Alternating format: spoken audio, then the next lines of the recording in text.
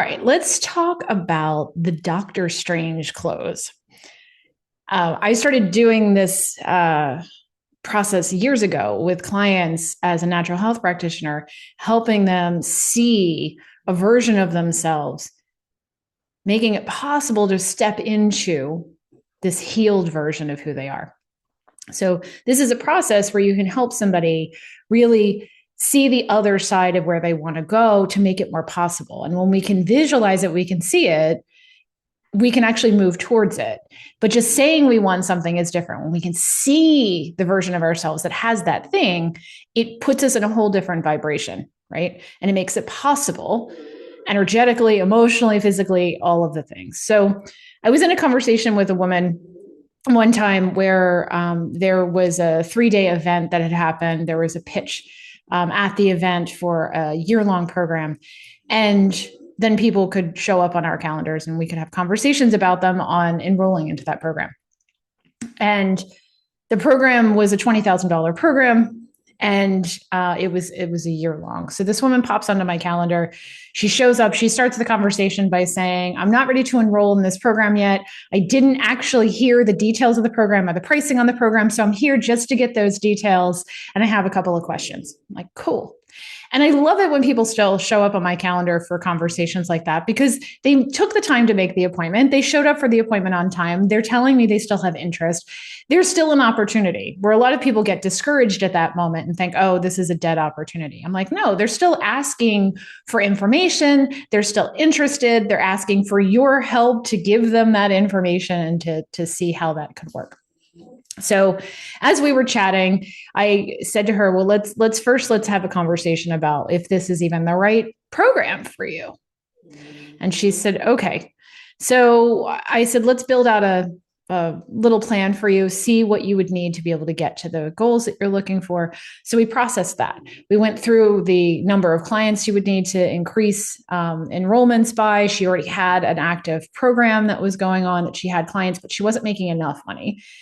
And so we got down to brass tacks on that. We figured out how much she wanted to be making, why that number was important to her, how much she was making now, how many more clients she would need in a month to be able to reach those, and what other things she may need to do in order to build a company that could support that number of clients coming in, because she also didn't want to burn out. She also wanted to feel good about her program and her business.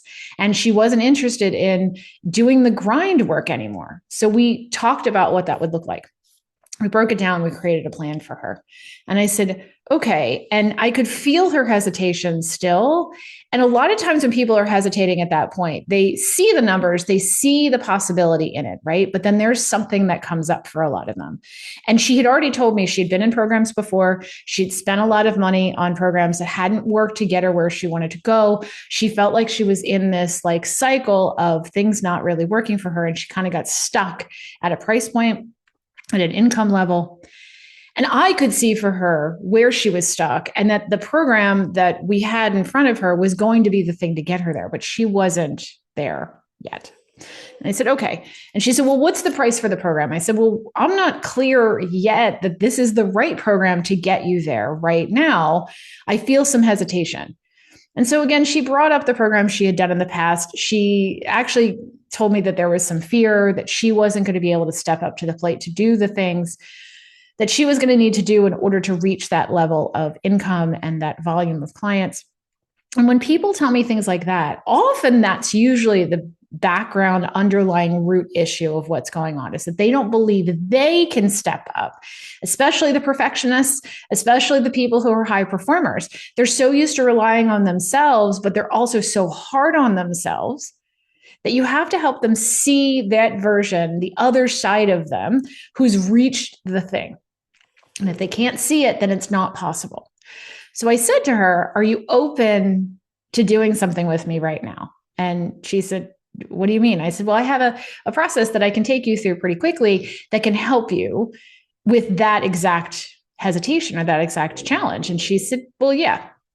I said, all right. I said, so close your eyes. Oh, actually, before I said close your eyes, I said, are you familiar with Doctor Strange? Are you familiar with Marvel Comics and all of the superhero movies? And she said, no, I don't know Doctor Strange. I'm like, oh, I love Doctor Strange, which legit love Doctor Strange.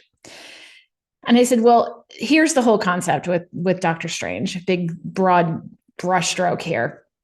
He talks about the multiverse. And essentially, with the multiverse, there is this understanding that there are all these simultaneous timelines happening, and that there are all these versions of you that are happening at the same time in the multiverse.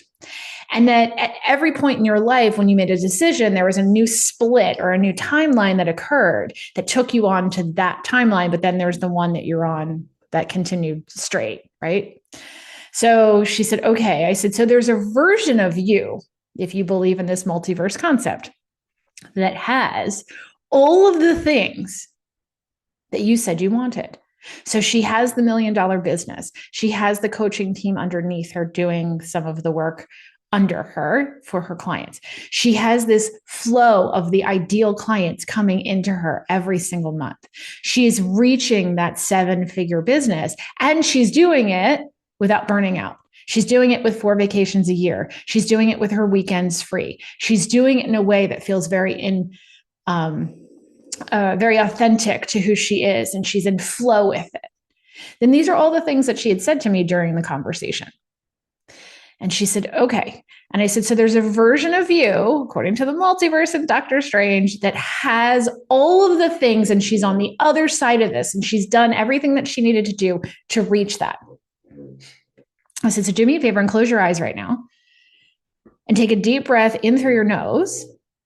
And I want you to step into, if you were that version, what would that be like? If you were the version of yourself that had the business, had the flow, had the ideal clients, and she felt really good and she was in the exact right place right now, what would that be like? And so I could see her, first she was kind of like tight in this, and then you could kind of see her relaxing a little bit, and I could see her, and she was breathing into this idea that there was this other version of her out in the universe somewhere.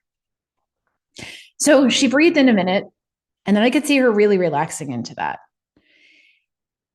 And then she really shifted. Like there was this just moment where her body shifted. And I said, now I see you stepping into this version of yourself. Now that version of you has a message for you in this moment, in this timeline.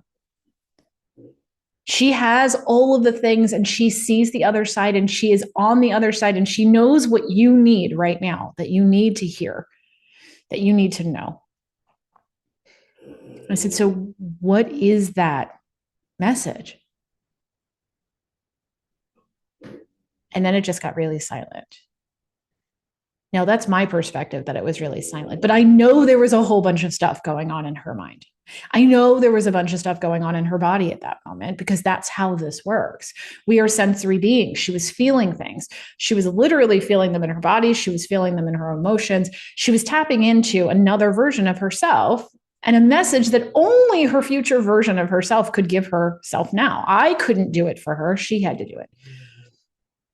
So there was a moment I could see it processing for her. And it went on for like a good 30 seconds, which doesn't sound like a long period of time. But when you're in the version of the silence and you're not in her head, it feels like forever as a salesperson. So I let her stay in it. But I'm used to being a coach, and I'm used to being a natural health practitioner. I'm used to having people in spaces like that. So I just held the space and allowed her to be in it as long as she needed to be in it. And then she said, really quietly, trust. She said it so quietly. I wanted to so badly to be like, what was that? Say it again. Repeat it. I didn't catch that. But I was like, nope. I have to let her be in this. I can't break that. So then she started to cry. And I just sat with her in this moment. And then I felt there was a moment, there was an opening, and I said, trust what? And she said, trust myself. Trust myself. And then she really started to cry. Now, at this moment, I wasn't fully sure that she meant trust myself, I'm not doing this program, or trust myself that I have the answers and this program is going to get me there. But I just held the space. because she was getting her version of truth in that moment. And my job is to help her find clarity. So whatever it came out to be, clarity was the answer, right? Clarity was going to be waiting for us. So then she finally took a deep breath and she opened her eyes and she said, "Do you take credit cards?" And what was really interesting about this moment is we still hadn't discussed the price. But she had stepped into the other version of her. She saw the possibility. She knew it was there. So she felt safe no matter what the price was at that point. Because if you knew you couldn't fail, you felt that vibration, you could open up and look back over your life and tell yourself stuff from 20 years ago based on information you know now, you would do things differently because you would feel safe knowing that you had the answers and that you couldn't fail in the process. She had done that. It's the same part of the brain that actually does that. When we look back over something or when we've seen, felt, stepped into the future version of who we are. Fascinating, right? This is how the brain is wired to work. So I said, okay, cool. Yes, we take credit cards. And I said, how do you feel right now? And she said, I'm excited. And frankly, I'm a little worried. And I said, about what? And she said, I don't know. I'm excited. And I said, okay, well, let's break this down. I said, so the program paid in full for the entire year, if you want to do it that way, is $20,000. Would you rather pay in full and save a little bit, or would you rather do payments? And she said, oh, okay. Now, again, I had to hold the space because she had a reflection come back to her. She had a moment where she was like, whoo, because she thought it was going to be less than that. But she'd already made the decision that this was the right place for her to be. So all we had to do was work out how to make it work for her. And she said, and again, I couldn't say anything at this point. I had to let her process. That's what she needed to do, process. And she said, all right, so payments would be better. How many payments are available to me? I said, would you rather have complete cash flow ease where we're going to spread this out over the whole entire program? Or would you rather try and do this faster? So I could do 3 or 4 payments if you want. I could do 12 payments over the year. And she said, well, I'd like to start with 12 payments over the year. What happens if I pick the 12 payments, but then I start making money faster and I want to pay it off sooner? I said, oh, we can absolutely do that.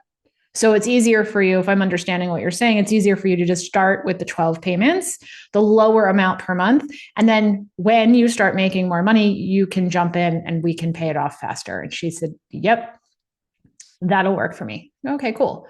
So she said, let me get my credit card. So she ran off, she got her credit card. I had already started processing the form by the time she got back. So it was a lot faster. And all we needed was to take the credit card numbers and get her address, and she was in. Now, multiple times during this conversation, I had to hold space and allow her to process. I had to allow her to process when we talked about the numbers. I had to allow her to process when she was stepping into who she really was. I had to allow her to process when she made a decision. And I said, how do you feel right now? And what happens a lot of times is we want to take people out of the awkward moment. We want to take people out of what we think is discomfort. We want to take people away from, and we want them to feel better. It is not your job to make them feel better. It's your job to help hold the space, the moment of discomfort, the moment of shift, the moment of processing that they're having, and not break that moment for them. Because it's in those moments where people really fully step into who they really are and who they are going to become, or they lock down and they decide where they are right now is where they want to stay. You can reflect that back to them, but most of the time it's the silence that you're helping to hold that's silent for you, but it's not necessarily silent for them. So use the Dr. Strange clothes, use a process that you like, but the idea of it is you have to help them step into the future version of themselves, the butterfly version, as I like to call it, as well, where they're no longer holding on to the idea that they need to stay this caterpillar. But there is a metamorphosis. There is a literal shift that needs to occur for them to see the other side of that, to be able to step into the process that happens to change from caterpillar to butterfly. You don't need to tell them how to do that. You just need to hold the space in that process. right? Because if you drag them over the line and tell them what it's supposed to look like, that's not it. Them stepping over into that future version of themselves and processing it and feeling it and hearing it for themselves, that not only is going to help them step over the line, it's going to help them step over the line in an empowered space, not a fear space. It's going to not use shame or any fear techniques to get them over there. You don't want to do that. You want to help them in the empowered space because you also want them to be successful in the program once they've made that decision and be able to know that that's exactly where they're supposed to be. You will see better results from clients. You will see better testimonials from clients. You will see more referrals from people when they step into it like this. When they step into the other side where you've dragged them over or you've created a fear space that they have to do this or else, you will see more people with chargebacks. They're not doing well in the program as they could have. They are disappearing on you. They don't feel safe enough to tell you things, or they ghost you. And that's not okay either. So help them step into the empowered self, help them see that, and help them by holding space for them